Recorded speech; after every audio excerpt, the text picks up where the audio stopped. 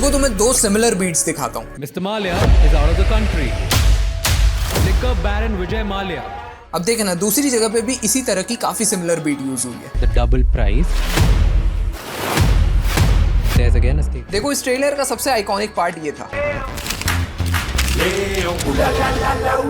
And अब तुम ये वाला पार्ट सुनो।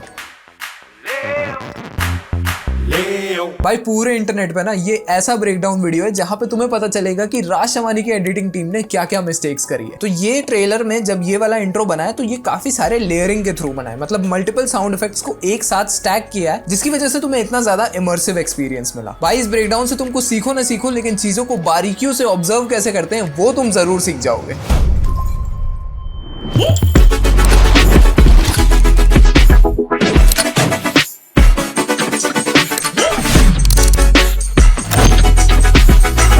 हाय एवरीवन, स्वागत है आप सभी का एक नई एडिटिंग ब्रेकडाउन सेशन में, जहां पर हम बात कर रहे होंगे राज शमानी और विजय माल्या का जो रीसेंट पॉडकास्ट आया था उसके ट्रेलर में ऐसी कौन कौन सी एडिटिंग टेक्निक्स और प्रिंसिपल्स यूज हुए थे जिसकी वजह से वो ट्रेलर एडिटर्स कम्युनिटी में बहुत ज्यादा वायरल गया। एंड दूसरी चीज, वो ट्रेलर इतना ज्यादा आई कैचिंग था। अपार्ट फ्रॉम दैट, इस वीडियो में मैं तुम्हें एक गारंटी देना चाहूंगा कि इस वीडियो के खत्म होने तक तुम्हारी पेसिंग की अंडरस्टैंडिंग काफी ज्यादा कमाल की हो जाएगी। एंड ट्रेलर एडिटिंग को कैसे अप्रोच किया जाता है, कैसे एग्जीक्यूट किया जाता है, वो तुम काफी अच्छे से समझ जाओगे। तो मेक श्योर करना कि तुम लोग वीडियो में थोड़ा नोट्स वगैरह अगर बना के चल सकते हो तो वो काफी अच्छा हो जाएगा। तो आज की वीडियो को मैंने डिवाइड किया है बेसिकली 5 सेगमेंट्स में। मेक श्योर करना तुम लोग एक एक सेगमेंट अच्छे से देखो। एंड अब स्टार्ट करते हैं अपने सेगमेंट नंबर 1 से। ऑलराइट, तो अब सबसे पहले बात करते हैं अपने बेसिक ओवरव्यू के बारे में। तो देखो, सोशल मीडिया पे तुम अभी तक जितना भी कंटेंट देखते हो उसका एक बेसिक स्ट्रक्चर होता है, जिसमें कि सबसे पहले तुम्हारी बेस लेयर होती है जिसको हम लोग रफ कट भी कहते हैं। एंड उसी रफ कट के अंदर तुम्हारे नरेटिव आर्क्स होते हैं जिसको मैं आगे चल के एक्सप्लेन करूंगा। बट इन्हीं नरेटिव आर्क्स या स्ट्रक्चर के ऊपर तुम्हारा विजुअल डिपार्टमेंट होता है एंड उसके नीचे तुम्हारा ऑडियो डिपार्टमेंट होता है। अब ये इन्फॉर्मेशन काफी सारे लोगों को ऑलरेडी पता है, बट जो लोगों को नहीं पता है वो ये है कि पेसिंग जो एक टर्म होती है वीडियो एडिटिंग में, वो उन एडिटर्स की बहुत ज्यादा स्ट्रांग होती है जो लोग एक अच्छे सिनेमा एंथुसियास्ट हैं। सिनेमा एंथुसियास्ट से मेरा मतलब ये है कि जो लोग मूवीज और वेब सीरीज वाला कंटेंट काफी ज्यादा कंज्यूम करते हैं, उनकी नेचुरली पेसिंग सेंस काफी ज्यादा तगड़ी होती है। एंड इसके पीछे का रीजन ये है कि when they are watching any movies और web series, they are not watching it for the purpose of entertainment, but they are watching it for the purpose of learning as well. And अगर आप लोग cinema enthusiast नहीं हो तो यार बनने की थोड़ी कोशिश करो, थोड़ा सा अपने लिए टाइम निकालो कि आप लोग अच्छी मूवीज और वेब सीरीज कंज्यूम कर सको, ताकि आपकी नेचुरली पेसिंग काफी ज्यादा अच्छी हो पाए। अब ये सारी बातें मैं इसलिए बता रहा हूं ना, बिकॉज अगर मैंने तुम लोगों के साथ डायरेक्टली टेक्निक्स और प्रिंसिपल शेयर कर दिए तो तुम लोग ये अज्यूम मत करना कि यार ये टेक्निक्स और प्रिंसिपल सीख के तुम्हारी एडिटिंग तुरंत अच्छी हो जाएगी। वो ओवर द टाइम अच्छी होगी, जब तुम काफी ज्यादा एक्सपेरिमेंट करोगे साउंड और म्यूजिक के साथ, तब जाके तुम्हारी धीरे धीरे करके एडिटिंग इंप्रूव होगी। वापस आते हैं अपने सेगमेंट के ऊपर। एंड अब जो दूसरी चीज है जो तुम्हें समझना काफी ज्यादा इंपॉर्टेंट है, वो ये है कि एक्चुअल मूवीज की trailer editing are very different from podcast trailer editing. But काफी सारे ऐसे टेक्निक्स और प्रिंसिपल्स हैं जिसको तुम लोग दोनों जगह यूज कर सकते हो एंड तुम्हारा दोनों जगह फायदा होगा, जो कि मैं आने वाले कुछ सेगमेंट्स में तुम्हारे साथ शेयर करूंगा। याद है मैंने तुम्हें विजुअल डिपार्टमेंट और ऑडियो डिपार्टमेंट के बारे में बताया था। अगर मैं इस ट्रेलर के बारे में बात करूं तो इस ट्रेलर में टोटल 170 प्लस कट्स थे in the first 3 minute, because 3 minute के अंदर तुम खुद ही सोचो कि रिटेंशन इतनी ज्यादा हाई थी कि तुम्हें जरा सा भी गैप नहीं मिला कि यार अब मैं इसको स्किप कर देता हूं। वो हो इसलिए रहा था बिकॉज ट्रेलर के अंदर ऐसे 4 इंपॉर्टेंट नरेटिव आर्क्स थे जिसको मैं आगे जाके डिस्कस करूंगा, इसीलिए उसमें 170 कट्स फील भी नहीं हुए, वो इतने अच्छे से फ्लो कर रहे थे। अब दूसरी चीज जो तुम्हें समझना जरूरी है वो ये है कि इस ट्रेलर के अंदर टोटल 15 या अप्रॉक्स 17 बैकग्राउंड म्यूजिक यूज हुआ है, जो कि बहुत ज्यादा है। पहले 3 मिनट के अंदर अगर तुम 17 बैकग्राउंड ट्रैक्स चेंज कर रहे हो, इसका मतलब साफ है कि तुम ऑडियंस के पॉइंट ऑफ व्यू से देखो तो काफी सारे डिफरेंट टाइप ऑफ इमोशंस को तुम ट्रिगर कर रहे हो। तो ये बहुत इंपॉर्टेंट फैक्टर होता है जो मैं आगे चल के भी तुम्हें एक्सप्लेन करूंगा। बट तुम्हें यहां पे जो समझना जरूरी है वो ये है कि बैकग्राउंड म्यूजिक का यूज करने का जो मोटिव होता है, जो इंटेंशन होता है, वो यही होता है कि तुम डिफरेंट इमोशंस इवोक कर सको। और वो तभी इवोक होगी जब तुम्हें म्यूजिक सिलेक्शन तुम्हारी काफी ज्यादा अच्छी होगी। अब म्यूजिक सिलेक्शन कैसे अच्छी होती है वो मैं तुम्हें एक्सप्लेन करता हूं। तो देखो, इस ट्रेलर को अगर ध्यान से ऑब्जर्व किया जाए ना तो काफी ज्यादा तुम सिमिलर वाइब और सिमिलर थीम के बैकग्राउंड स्कोर्स को नोटिस करोगे। जरा ये एग्जांपल देखो। I went to Shri Pranab Mukherjee, then Finance Minister of India. I have to downsize the server. I was told not to downsize things. Multiple international courts, Switzerland authorities, one of the courts from UK, they have also found you guilty for misrepresentation of funds. देखा तुमने इस example में काफी similar sound करने वाले music tracks थे and वो वाले म्यूजिक ट्रैक्स सुनकर ही पता चल रहा था कि यार इसमें कुछ ना कुछ इमरजेंसी है, कुछ ना कुछ क्यूरियोसिटी है एंड कुछ ना कुछ सस्पिशियस है। इन कीवर्ड्स के अराउंड भी अगर तुम म्यूजिक बैकग्राउंड म्यूजिक ढूंढोगे तो तुम्हें काफी सारे ऐसे बैकग्राउंड म्यूजिक ट्रैक्स मिल जाएंगे जिसके थ्रू तुम क्यूरियोसिटी डेवलप कर सकते हो। अब यहाँ पर 99% एडिटर्स एक गलती करते हैं और वो गलती ये है कि उन्हें बैकग्राउंड ट्रैक्स तो मिल जाते हैं बट वो नहीं जानते कि उन म्यूजिक ट्रैक्स के साथ कैसे खेला जाता है। खेलने से मेरा मतलब है कि तुम्हें म्यूजिक ट्रैक्स के स्टेम्स, बीट्स और रिदम के साथ खेलना आना चाहिए। जब तुम वो चीज काफी रेगुलरली अपने प्रोजेक्ट्स में करते रहोगे तब तुम्हारी जाके पेसिंग धीरे धीरे करके रिफाइन होती जाएगी। तो यार ये कुछ इंपॉर्टेंट डिटेल्स थी जो मैं चाहता था कि इससे पहले मैं और टेक्निक्स और प्रिंसिपल्स एक्सप्लेन करूं तुम्हें एक बेसिक ओवरव्यू मिल जाए कि यार ये सारी चीजें ऑपरेट कैसे होती है। तो आई होप तुम्हें यहाँ तक अभी सब कुछ क्लियर होगा एंड अब बढ़ते हैं हम अपने अगले सेगमेंट की तरफ। ऑलराइट गाइस, तो इस सेगमेंट में हम लोग बात करेंगे पेसिंग और साउंड डिजाइन टेक्निक्स के बारे में, बट उससे पहले मैं चाहता हूं कि पेसिंग के बारे में ये फंडामेंटल बात तुम्हें पता होनी चाहिए। वो ये है कि पेसिंग जो जनरली होती है उसमें 80% आपका ऑडियो डिपार्टमेंट का गेम होता है एंड 20% आपका विजुअल डिपार्टमेंट का गेम होता है। इस बात को और अच्छे से समझने के लिए ये दो एग्जांपल्स देखो। पहला,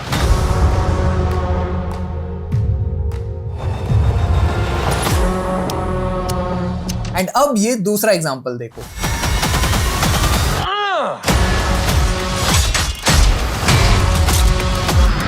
तुमने देखा दूसरे सीन में पेसिंग और रिदम बहुत अच्छे से फ्लो कर रहा था। वो इसलिए हो रहा था बिकॉज यहाँ पे आपके जितने भी विजुअल्स हैं वो आपके बैकग्राउंड स्कोर्स और साउंड इफेक्ट्स को बहुत अच्छे से कॉम्प्लीमेंट कर रहा था एंड पेसिंग में यही चीज सबसे ज्यादा इंपॉर्टेंट होती है। दैट्स व्हाई आई फील कि अगर इसमें से मैंने ऑडियो हटा दिया तो वो पेसिंग तुम लोग फील ही नहीं कर पाओगे।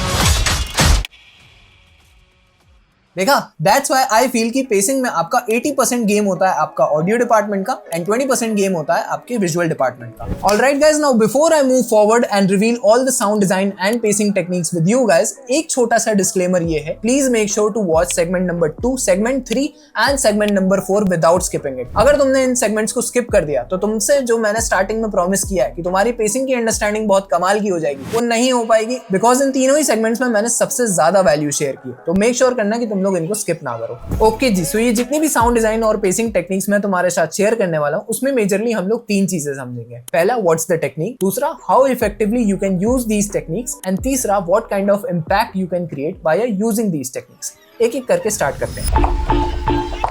So first technique is using complementary sound effects. Here you are using those kind of sound effects which matches exactly what you see on screen. इसको इफेक्टिव तरीके से यूज करने की टेक्निक ये है कि तुम ये जितने भी कॉम्प्लीमेंट्री साउंड इफेक्ट्स ऐड करते हो इसको कंबाइन करो एक अच्छे बैकग्राउंड स्कोर के साथ एंड इसका क्या इम्पैक्ट आता है वो मैं तुम्हें दिखाता हूँ इस ट्रेलर के एग्जाम्पल से।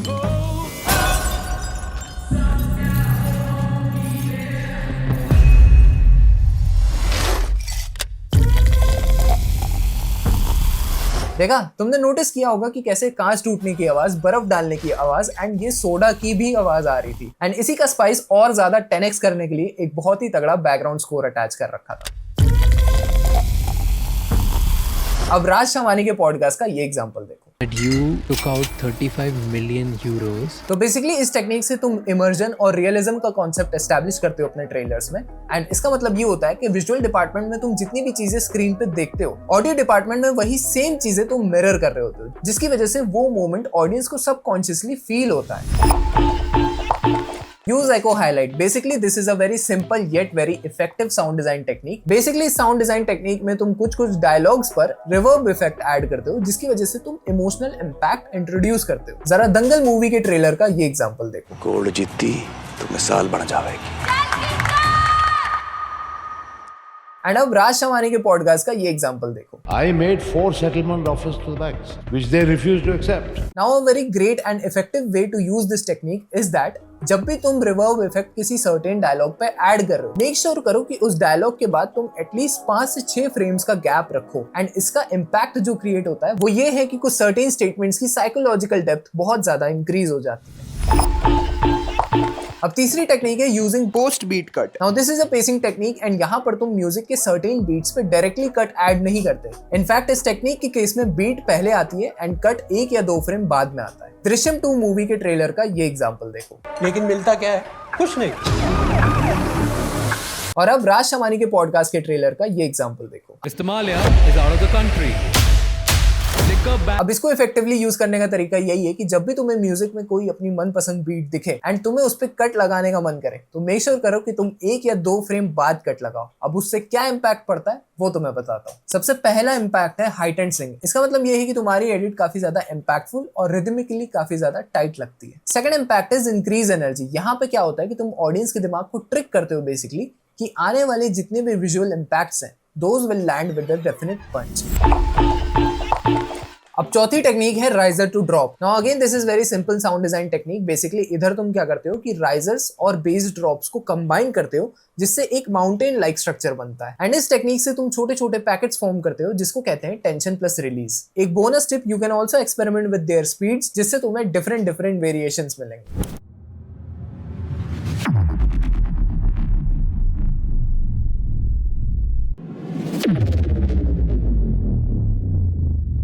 अब इस टेक्निक को बेटर तरीके से समझने के लिए ड्रॉप मूवी ट्रेलर का ये एग्जांपल देखो। अब मिशन इम्पॉसिबल के ट्रेलर का ये एंडिंग वाला सीक्वेंस देखो। अब राज शमानी के पॉडकास्ट का ये सेक्शन देखो। If I am assured, absolutely, I will think about it seriously. But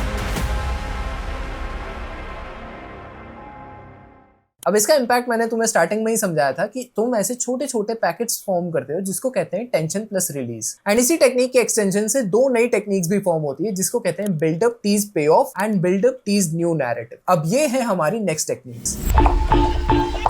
Now this technique is basically an extension of riser to drop technique। अब riser to drop technique में तुम क्या कर रहे थे, तुम टेंशन और रिलीज बना रहे थे। यही टेंशन एंड रिलीजेस को तुम कंबाइन करते हो एक अच्छे बैकग्राउंड स्कोर के साथ, तब तुम्हारे सामने 2 टेक्निक्स बाहर निकल के आती है जिसमें से पहली है बिल्डअप टीज और पे ऑफ और दूसरी टेक्निक है buildup tease and new narrative. अब basically buildup tease pay off में तुम टेंशन को इतना ज्यादा इंक्रीज कर देते हो, एंटिसिपेशन इतना ज्यादा बिल्डअप कर देते हो कि जो पे ऑफ होता है वो बहुत ज्यादा सेटिस्फाइंग हो जाता है एंड जनरली ये वाली टेक्निक टीजर्स में बहुत ज्यादा यूज होती है। इसीलिए तुम धूम 3 का टीजर देखो तो तुम्हें ज्यादा अच्छे से समझ में आएगा। हिम्मती हर कदम अपने हाथों किस्मत लिखने आज चले हैं हम।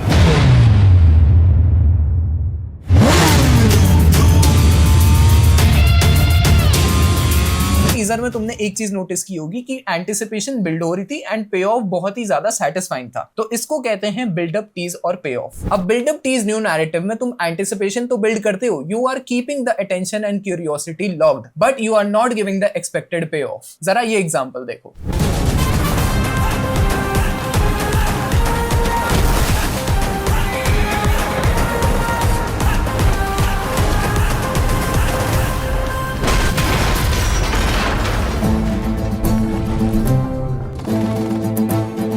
अब इस टेक्निक को यूज करके क्या इंपैक्ट क्रिएट होता है वो तो मैं समझाता हूँ। बेसिकली जब तुम इस टेक्निक को यूज करते हो तो तुम एक मोमेंटम बिल्डअप करते हो एंड जब वो तुम्हारा टीज पॉइंट एकदम सैचुरेट हो जाता है तब वही पॉइंट तुम्हारा एक पिवट पॉइंट बनता है एक न्यू स्टोरी के लिए। अब इसी चीज को और बेटर तरीके से समझने के लिए राज शमानी के पॉडकास्ट का ये एग्जाम्पल देखो। It's not just huge, it is humongous. Nothing else comes close. Kingfisher is a class apart. Vijay Mallya case. You were the biggest airline in the country. Welcome aboard Kingfisher Airlines. India's biggest airline. Now next technique is using non-complimentary sound effects। अब ये complimentary sound effects का just उल्टा है, but काफी purposefully इसको use किया जाता है। ध्यान से समझो। अब यहाँ पर जनरली तुम वो साउंड इफेक्ट्स यूज करते हो जो शायद तुम्हारे स्क्रीन पे जितने भी विजुअल्स आ रहे हैं उसको डायरेक्टली सपोर्ट नहीं करेंगे, but somehow they will support your story, narrative और अ स्पेसिफिक डायलॉग। इसको समझने के लिए ये एग्जांपल देखो। तुमने देखा कैसे पुलिस चेजिंग की साउंड इफेक्ट आ रही थी, अब यही सेम टेक्निक राज शमानी के पॉडकास्ट के ट्रेलर में यूज हुई थी। ये देखो। Somalia is out of the country. Liquor baron Vijay Mallya. क्या पैसा, क्या लूट। Hi, I'm Vijay Mallya. अब इस टेक्निक को इफेक्टिवली यूज करने के 2 तरीके हैं। पहला, make sure you are using this sound effects deliberately, but एक चीज का ध्यान रखना कि तुम जितने भी साउंड इफेक्ट्स ऐड कर रहे हो, नॉन कॉम्प्लीमेंट्री साउंड इफेक्ट्स, वो तुम्हारी स्टोरी को सपोर्ट करने चाहिए। Every sound effect should add meaning to your story. इस टेक्निक में जो दूसरी चीज ध्यान रखने वाली है वो ये है कि always blend for mood, not for realism. अब इसका मतलब ये है कि ये सारे नॉन कॉम्प्लीमेंट्री साउंड इफेक्ट्स जो तुम यूज कर रहे हो वो तुम्हारे एम्बियंस को सपोर्ट करने चाहिए, ना कि डिस्ट्रैक्ट। इसका इंपैक्ट तुमने देख ही लिया कि कैसे एक स्पेसिफिक सिनेरियो में एक हाइटेंड एटमॉस्फेयर क्रिएट किया जाता है। जैसे कि तुमने राज शमानी के ट्रेलर में भी देखा, लंदन वाले एक स्टॉक फुटेज के नीचे एक उन्होंने पुलिस चेजिंग वाली साउंड इफेक्ट ऐड कर रखी थी, जिसकी वजह से ये एस्टैब्लिश हो रहा था कि विजय माल्या अभी तक पकड़ा नहीं गया है। Now next technique is audio ducking technique। तुमने नोटिस किया होगा काफी सारे ट्रेलर्स में जब बैकग्राउंड म्यूजिक और नरेशन एक साथ चल रही होती है तो कहीं कहीं पर बैकग्राउंड म्यूजिक के लेवल्स तेज हो जाते हैं एंड जैसे ही नरेशन और डायलॉग्स वापस आते हैं बैकग्राउंड म्यूजिक के डेसिबल लेवल्स कम हो जाते हैं। इस टेक्निक को कहते हैं ऑडियो डकिंग टेक्निक। जरा ये ट्रेलर का एग्जांपल देखो। मैं हमेशा ये सोच के रोता रहा कि छोरा होता तो देश के लिए कुश्ती में गोल्ड लाता।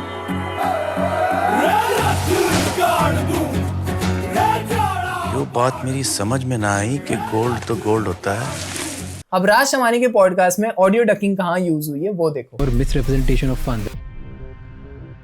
Do you ever feel sorry that you couldn't do anything? अब इस टेक्निक को तुम इफेक्टिवली कैसे यूज करते हो उसके लिए तुम ये ट्यूटोरियल देख सकते हो, इसको मैंने डिस्क्रिप्शन में लिंक कर रखा है। अब ये वाली टेक्निक के दो इंपैक्ट्स हैं बेसिकली। पहला, तुम्हारा क्लैरिटी और फोकस ट्रेलर में बहुत ज्यादा इंक्रीज हो जाता है बिकॉज सर्टेन मोमेंट्स पे तुम्हें बैकग्राउंड म्यूजिक इंक्रीज करना होता है ताकि तुम वापस से ट्रेलर को डायनेमिक बना पाओ एंड कुछ जगह पे तुम्हें बैकग्राउंड म्यूजिक के लेवल्स कम करने पड़ते हैं ताकि तुम उस नरेटिव आर्क से ऑडियंस को वापस से कनेक्ट कर पाओ। Second impact is rhythmic pumping. तुम्हारा पूरा ट्रेलर बहुत ज्यादा स्टैटिक फील नहीं होता, डायनेमिक फील होता है।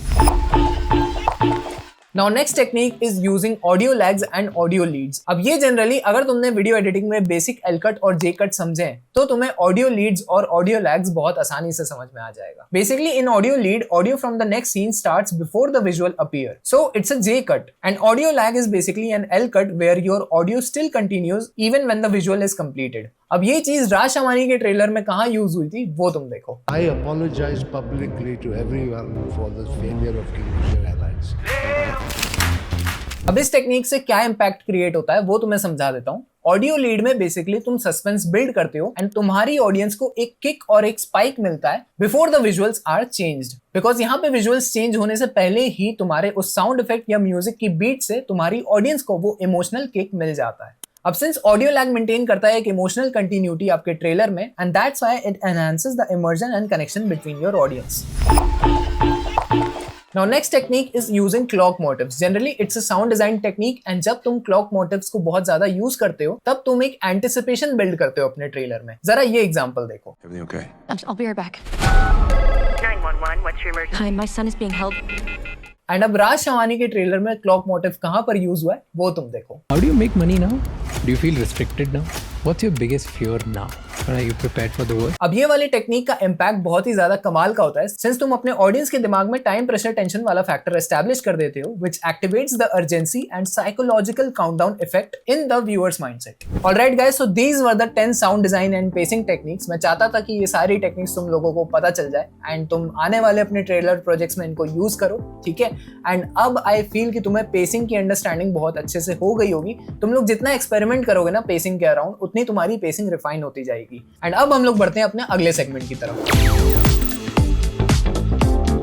ऑलराइट गाइज, अब बारी आती है अपने अगले सेगमेंट की जहां पर मैं तुम्हें बताऊंगा ऐसे 6 प्रिंसिपल्स जिसको यूज करके तुम अपनी ट्रेलर एडिटिंग का गेम काफी ज्यादा लेवल अप कर सकते हो। And I am very sure कि तुमने जो लास्ट सेगमेंट में जितनी भी टेक्निक सीखी है उनको अगर तुम इन प्रिंसिपल्स के साथ कंबाइन करोगे तो तुम्हारी ट्रेलर एडिटिंग काफी ज्यादा मजेदार हो जाएगी एंड ओवरऑल तुम्हारी पेसिंग की अंडरस्टैंडिंग भी बहुत ज्यादा बेटर हो जाएगी। तो स्टार्ट करते हैं, एक एक करके ये सारे प्रिंसिपल समझते हैं।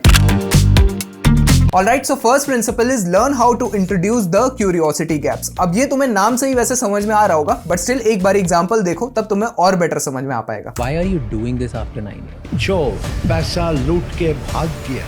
क्या पैसा, क्या लूट? What went wrong? What happened between 2012 and 2015? देखा, तो क्यूरियोसिटी गैप्स का मतलब ये होता है कि जहां पे तुम व्यूअर के माइंड में ये एस्टैब्लिश करते हो कि यार अभी भी कुछ ऐसी चीजें हैं जो अनआंसर्ड है। एंड अपार्ट फ्रॉम दिस तुमने ट्रेलर में ये चीज जरूर नोटिस की होगी कि काफी सारे ऐसे स्टेटमेंट्स और अनरिजॉल्व क्वेश्चंस थे जो अपफ्रंट आंसर नहीं किए गए। वो अनरिजॉल्व स्टेटमेंट्स इसलिए तुम्हारे सामने रखे गए because they were generating curiosity loops, number 1, and they were pushing you to watch the entire podcast completely.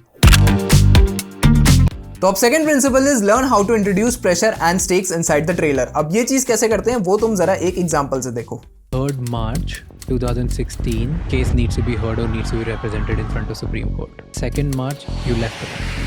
The biggest challenge of doing business in India? Government.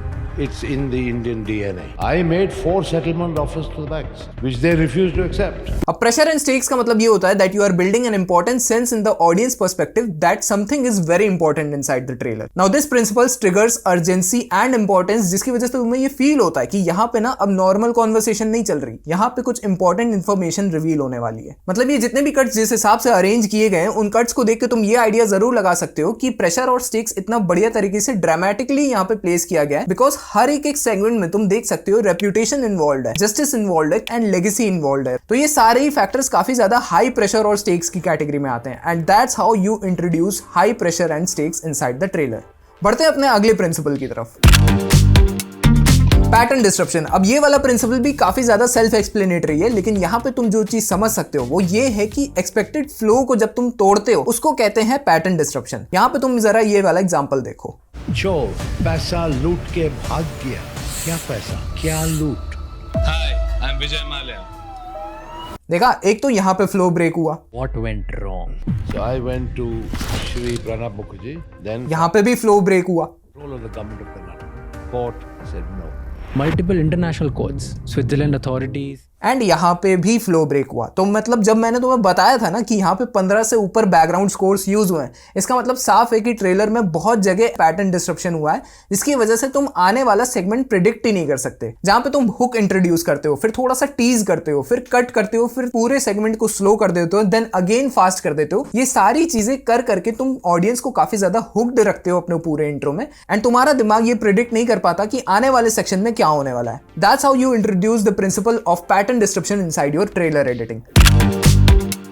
Now fourth principle is learn how to introduce multi-layered narrative arcs. अब यहाँ पे इस trailer में total 4 narrative arcs थे, जो कि मैं तुम्हें आने वाले सेगमेंट में समझाऊंगा अच्छे से. बट यहाँ पे तुम्हारा ये चीज समझना जरूरी है सिंपल भाषा में कि ये एक सिंगल स्टोरी लाइन नहीं होती. यहाँ पे तुम ये चीज सीखते हो कि मल्टीपल स्टोरीज को एक साथ कैसे रन किया जाता है and that's how you avoid creating a very flat story line and you learn how to make a layered story line like a web. Simple भाषा में बोलूं तो इस प्रिंसिपल का यूज तुम तब करते हो जब तुम्हें काफी सारी मल्टीपल स्टोरीज एक स्पेसिफिक टाइम ड्यूरेशन के अंदर दिखानी होती है. अगर तुमने स्ट्रेंजर थिंग्स देख रखी है तो तुम्हें ये बात जरूर समझ में आ रही होगी कि मैं इस टाइम पे क्या कहना चाह रहा हूं. अब जैसा कि मैंने तुम्हें बताया था, इस ट्रेलर के अंदर टोटल 4 नैरेटिव आर्क्स थे, जिसकी वजह से ऑडियंस को ये लग रहा था कि हमेशा कुछ ना कुछ नया एंगल ओपन अप हो रहा है. दैट्स व्हाई ये पूरा ट्रेलर एक फ्लैट स्टोरी की तरह फील नहीं हो रहा था एंड इसमें मल्टीपल स्टोरीज एक साथ रन हो रही थी.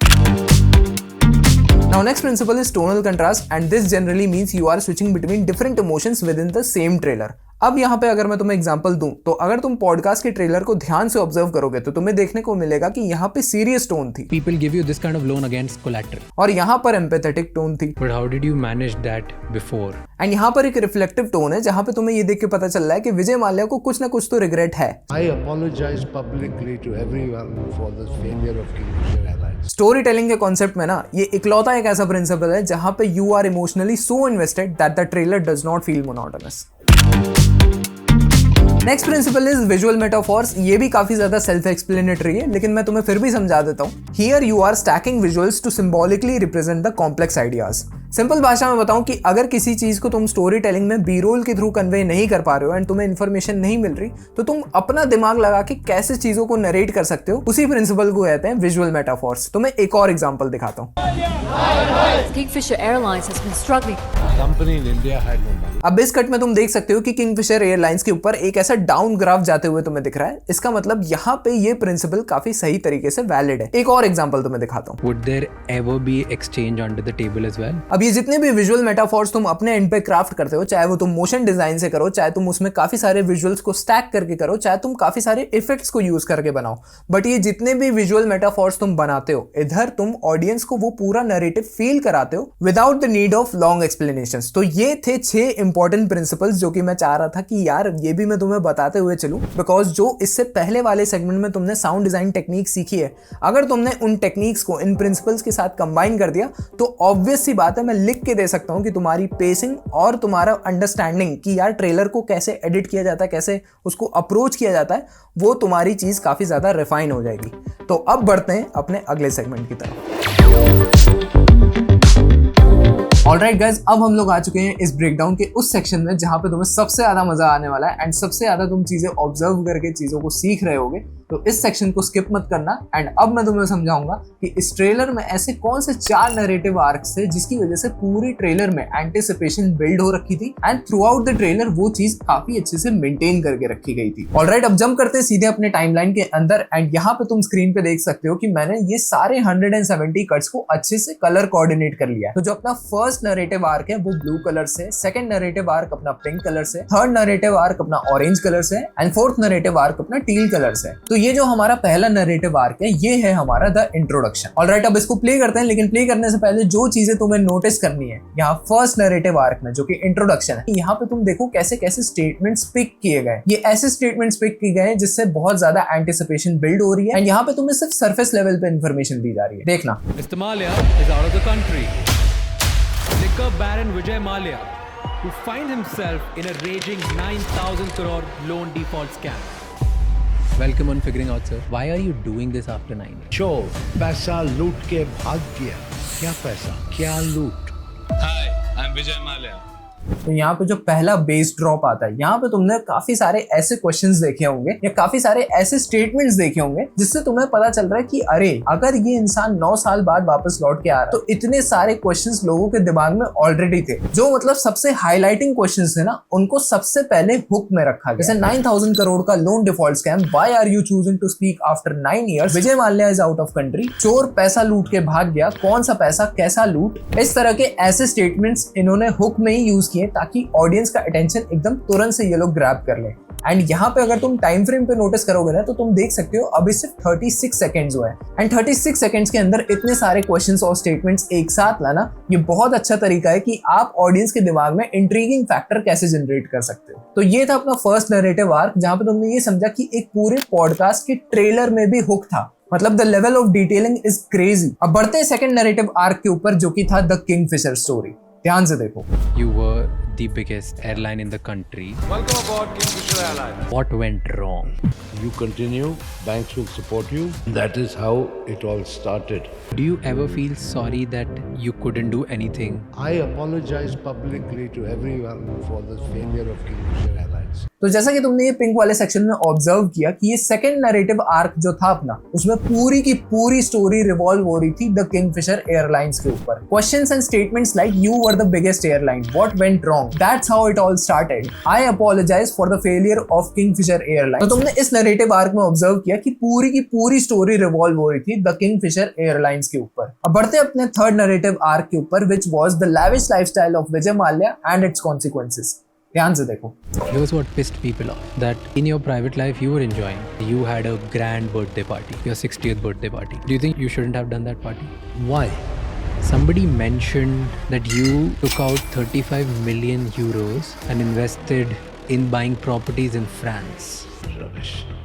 ठीक है, तो यहाँ पे जो तुमने चीज ऑब्जर्व की होगी वो ये था कि लैविश लाइफस्टाइल के बाद विजय माल्या ने कैसे कैसे कॉन्सिक्वेंसेस फेस किए। दैट्स व्हाई ये वाला नैरेटिव आर्क भी काफी ज्यादा इंपॉर्टेंट फैक्टर होल्ड कर रहा था एंटिसिपेशन बिल्ड करने के लिए। And finally let's move on to the fourth narrative arc which was the current scenario. ध्यान से देखो। Do you make money now? Do you feel restricted now? What's your biggest fear now? Are you prepared for the worst? Have you ever imagined yourself actually going to jail? Would you be willing to return to country if you're assured fair trial? If I am assured, absolutely. तो इस section में तुम observe कर सकते हो कि कैसे सारे क्वेश्चंस करंट सिनेरियो पे शिफ्ट कर दिए गए। Questions like how do you make money now, do you feel restricted now, what's your biggest fear now, ये सारे क्वेश्चंस डेविएट किए जाते हैं विजय माल्या की तरफ to establish the current scenario of Vijay Mallya. अब देखो, तुम सोच रहे होगे कि ये आखिरी में ये येलो कलर या टैन कलर से क्या हाईलाइट कर रखा है। मैं तुम्हें एक और मस्त चीज दिखाता हूँ जो तुम्हें ऑब्जर्व करनी चाहिए। ठीक है, ये जो टैन कलर से मैंने एक चीज यहाँ पे हाईलाइट कर रखी है, फिर मैंने यहाँ पे भी एक हाईलाइट कर रखी है एंड मैंने फर्स्ट नैरेटिव आर्क में भी ये चीज टैन कलर से हाईलाइट कर रखी है। ये सो इन क्लिप्स को मैंने टैन कलर से इसलिए हाईलाइट कर रखा है बिकॉज मैं तुम्हें ये चीज समझाना चाहता हूँ कि Raj Shamani and figuring out, ये पर्सनल ब्रांड की जो क्रेडिबिलिटी स्टैब्लिश होती है इस पूरे ट्रेलर में, वो टोटल 3 जगह होती है। एक तुमने देखा था यहाँ पे फर्स्ट नैरेटिव आर्क में यहाँ पे स्टैब्लिश होती है, Welcome on Figuring Out, sir. ठीक है, welcome on figuring out sir. उसके बाद एक एस्टैब्लिशमेंट यहाँ पे होती है figuring out productions and third establishment यहाँ पे होती है।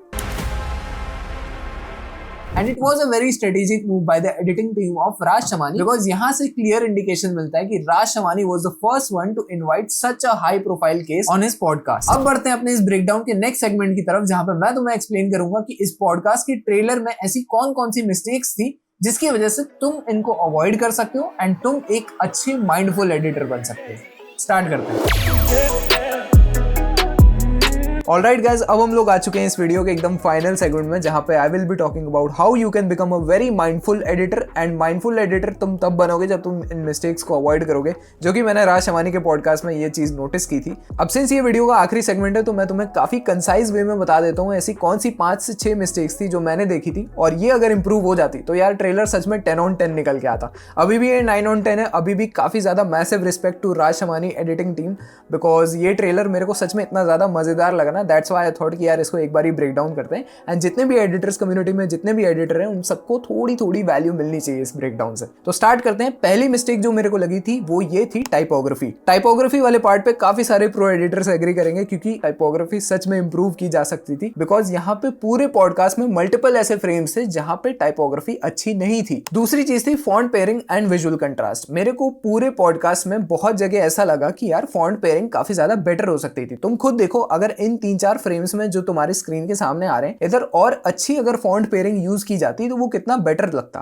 विजुअल कंट्रास्ट भी मेरे को काफी जगह मिसिंग लगा, जहां पे अगर तुम नोटिस करोगे कि ये वाले फ्रेम में जो बिलियनियर वाला वर्ड है अगर ये ग्रीन कलर से मेंशन्ड होता तो वो उधर मेरा focus as a viewer directly जाता बिलियनियर वाले वर्ड पे, बट वो नहीं जा रहा था सिंस वो एक सिंगल स्टेटमेंट में लिखा हुआ था। अब देखो यहाँ पे ये सारी चीजें काफी सब्जेक्टिव चॉइस भी हो सकती है, और दूसरा रीजन ये भी हो सकता है कि यार अर्जेंसी और डेडलाइन काफी करीब होगी पॉडकास्ट की, दैट्स व्हाई इतनी छोटी डिटेल्स को परफेक्ट करने के पीछे वो लोग नहीं गए होंगे। But I am very sure कि अगर ये सारी चीजें इंप्लीमेंट हो जाती ना तो ये वाला ट्रेलर सच में 10 on 10 हो जाता। थर्ड मिस्टेक जो मेरे को लगी वो ये थी कि टेक्स्ट प्लेसमेंट काफी जगह बेटर हो सकती थी। अगर तुम ये वाले पार्ट को ध्यान से देखो, In India, public opinion is very quickly formed and influenced. तुम्हें पता चला यहाँ पे गलती क्या है। गलती यहाँ पे यही है कि अगर यही सेम चीज सेंटर में लिखी होती तो एज अ व्यूअर मेरे लिए फोकस कर पाना बहुत ज्यादा इजी हो जाता, लेकिन वो टेक्स्ट फ्रेम के एकदम बॉटम वाले सेक्शन पे था, जिसकी वजह से मेरा अटेंशन वहां पे नहीं जा रहा था। Fourth mistake is using this old fashion light leak. भाई ये लाइट लीक यूज करना बंद कर दो, इसका जमाना जा चुका है। 2025 चल रहा है एंड अभी भी इतने सारे लोग ये प्रीमियर कंपोजर वाला लाइट लीक यूज करते हैं ना, इसको देख के मेरा दिमाग खराब हो जाता है, मतलब चिढ़ मच गई है एक तरह से। तो ये वाला लाइट लीक यूज करना बंद कर दो। थोड़े से प्रीमियम लाइट लीक्स अगर तुम लोग ढूंढोगे तो तुम्हें वो बड़े आराम से मिल जाएंगे। फिफ्थ मिस्टेक मेरे को ये लगी कि यहाँ पे जितने भी आर्टिकल्स मैंने देखे पूरे पॉडकास्ट के ट्रेलर में, वहां पे मेरे को ये लगा कि डिजाइन अप्रोच कांस्टेंट रखी जा सकती थी। मतलब एक अगर कंसिस्टेंसी मेंटेन करनी हो ट्रेलर में तो वही सेम डिजाइन अप्रोच रखी जा सकती थी। काफी ज्यादा बेटर आर्टिकल्स और बेटर हाइलाइटर्स यूज किए जा सकते थे। अगर तुम ये वाले फ्रेम्स देखो तो तुम इसमें देख के पता लगा सकते हो कि कॉर्नर्स में वी नीड बहुत ज्यादा है एंड वो विजुअली उतना अपीलिंग नहीं लग रहा है। एंड स्टार्टिंग में जो इन्होंने आर्टिकल दिखाया था वो बहुत ही ज्यादा हाई क्वालिटी और काफी प्रीमियम लग रहा था, बट वो चीज यहाँ पे मिसिंग लग रही थी। एंड ये जो पूरा आर्टिकल है ना ये ब्लू कलर का दिख रहा है इंस्टेड ऑफ व्हाइट। अगर ये व्हाइट आर्टिकल होता और उस पे येलो हाइलाइटर होता ना तो भी ये विजुअली काफी ज्यादा अपीलिंग लगता। सिक्स्थ मिस्टेक मेरे को ये लगी कि यहाँ पे जेन एआई टूल्स का काफी अच्छे से यूज किया जा सकता था। यहाँ पे चैट जीपीटी ले लो या मिड जर्नी ले लो, यहाँ पे विजय माल्या के काफी अच्छे पोर्ट्रेट्स बना के यूज किए जा सकते थे एंड उनको एक अच्छा कैरेक्टर एनिमेशन या फिर मतलब एक 3D एनिमेशन वाला लुक भी दिया जा सकता था। But I am very sure कि यहाँ पे डेडलाइन और अर्जेंसी रही होगी, दैट्स व्हाई मतलब हर एक फ्रेम को परफेक्ट करने वाला अप्रोच उनकी टीम ने नहीं लिया होगा। तो ये सारी मिस्टेक्स तो मेरे को लगी विजुअल डिपार्टमेंट में। बात करते हैं अब ऑडियो डिपार्टमेंट के मिस्टेक्स के बारे में। तो इसमें जो मैंने एक चीज नोटिस करी जो मेरे को खटक रही थी वो ये थी कि यार काफी जगह ना ट्रेलर में ऐसे सेगमेंट्स थे जहां पे बैकग्राउंड म्यूजिक का जो लेवल था, जो डेसिबल लेवल था, वो इतना ज्यादा लाउड था कि वो ओरिजिनल वॉइस ओवर को सप्रेस कर रहा था। जरा ये 2 एग्जांपल्स देखो। With the bank under the control of the government of Karnataka, court said no.